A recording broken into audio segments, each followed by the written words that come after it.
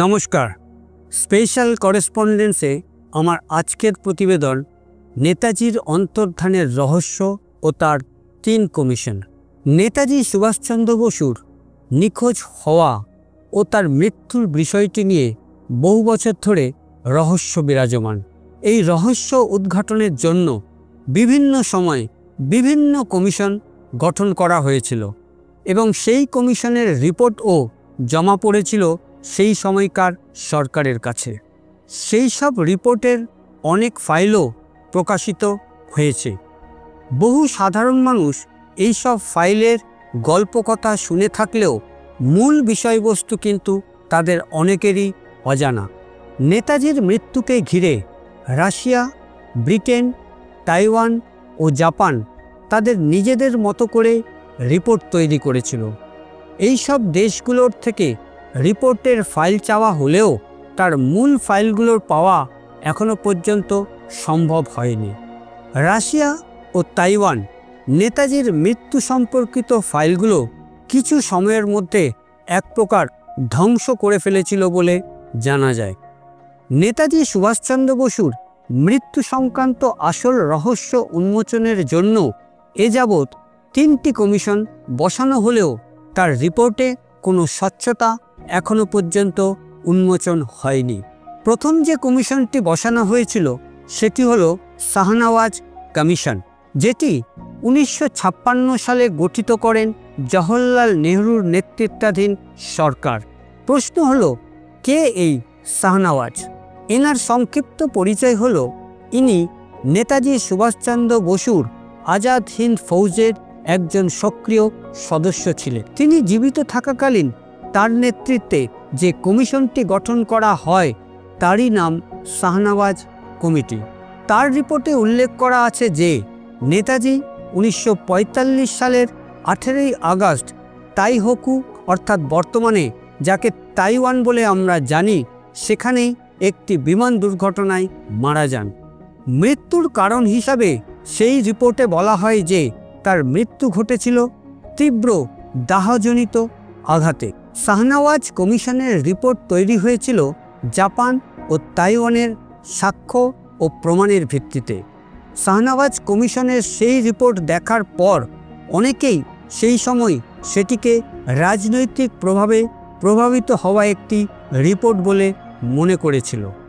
অমন মনে করার আসল কারণটা ছিল যে আসলে সেই সময়কার সরকারের কঠোর নজরদারির মধ্যেই তৈরি হয়েছিল সেই রিপোর্ট। স্বভাবতই এটা বুঝে নিতে কোনো অসুবিধা নেই যে সেই রিপোর্টে স্বচ্ছতা না থাকাটাই স্বাভাবিক। সুতরাং যা হবার তাই হয়েছিল। সাধারণ মানুষ শাহনওয়াজ কমিশনের রিপোর্টকে প্রাধান্য দিয়ে মেনে নিতে বাধ্য হয়। শাহনওয়াজ কমিশনের রিপোর্টের সত্যতা সম্বন্ধে বেশ কিছু মানুষের ক্ষোভ বাড়তে থাকে।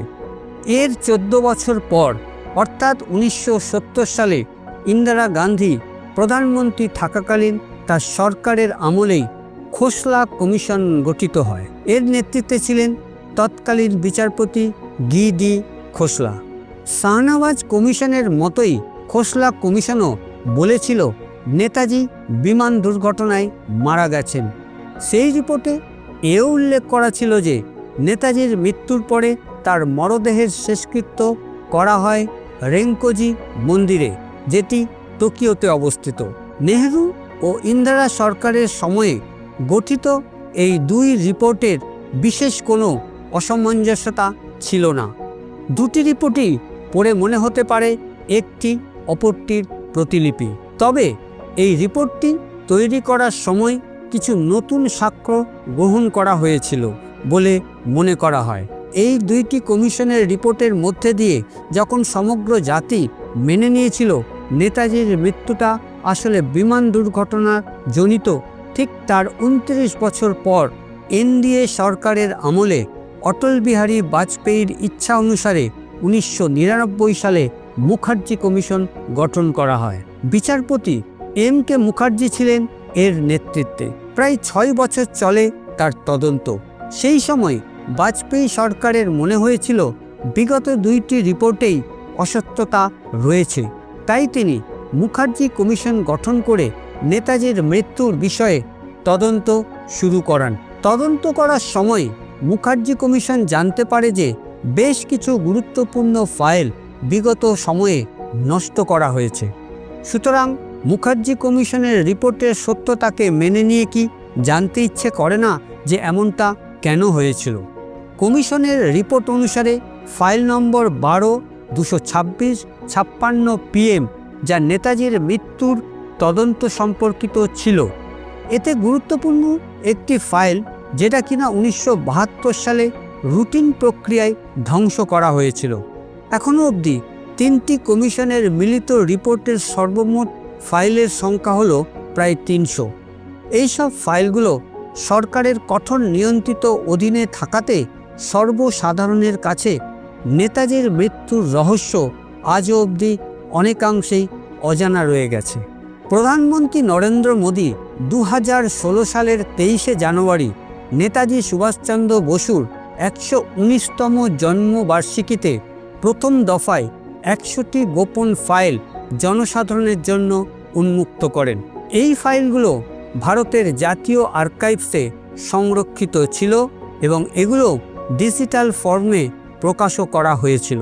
পরবর্তী সময়ে প্রথম দফায় আরও 33টি ফাইল প্রধানমন্ত্রী দপ্তর থেকে, 25টি ফাইল পররাষ্ট্র মন্ত্রণালয় থেকে এবং 10টি ফাইল স্বরাষ্ট্র মন্ত্রণালয় থেকে উন্মুক্ত করা হয়েছিল।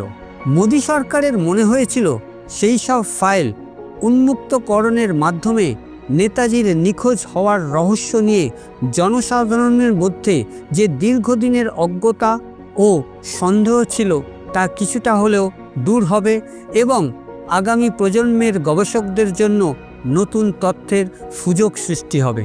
প্রধানমন্ত্রী নরেন্দ্র মোদী এইসব ফাইলগুলো ডিজিটাল ফর্মে www.netnetajipaper.gov.in এর ওয়েবসাইটে দিয়ে রেখেছেন আপামর ভারতবাসীর জন্য।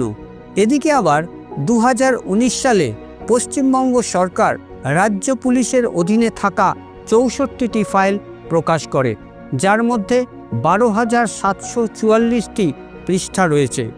এই ফাইলগুলো কলকাতা পুলিশ মিউজিয়ামে সংরক্ষিত রয়েছে ডিজিটাল ফর্মে জনসাধারণের জন্য। শাহনওয়াজ কমিশন ও খোসলা কমিশনের রিপোর্টে বিমান দুর্ঘটনায় নেতাজির মৃত্যু ঘটেছিল তার সুস্পষ্ট ইঙ্গিত রয়েছে, কিন্তু একমাত্র মুখার্জি কমিশনের রিপোর্টে বলা হয় নেতাজি বিমান দুর্ঘটনায় মারা যাননি। সেই রিপোর্টে উল্লেখ করা রয়েছে যে তাইকুতে সেই দিন কোনো বিমান দুর্ঘটনার কোনো প্রমাণ নেই। রেঙ্কোজি মন্দিরে রাখা অস্থিটিরও নেতাজির নয় বলে উল্লেখ করা রয়েছে। সবচেয়ে গুরুত্বপূর্ণ ও আশ্চর্যের বিষয় হলো যে সেই মন্দিরে রাখা নেতাজির অস্থির DNA টেস্টের জন্য কোনো সহযোগিতাই করেননি সেই সময়কার জাপান সরকার। আরও আশ্চর্যের বিষয় হলো যে 2005 সালে মুখার্জি কমিশনের এই রিপোর্ট সংসদে পেশ করলে সংসদ অর্থাৎ ভারত সরকার তা গ্রহণই করেননি। ফাইল মিসিং অর্থাৎ ফাইল ধ্বংস করার কারিগরি বিদ্যা কংগ্রেসের আমলে তার নেতৃত্বাধীন সরকারের সদিচ্ছাতেই যে ঘটেছিল তা সুস্পষ্টভাবে জানা যায় মুখার্জি কমিশনের রিপোর্টে। সরকারিভাবে এখনও বিমান দুর্ঘটনাকেই নেতাজির মৃত্যু বলেই মেনে নেওয়া হচ্ছে।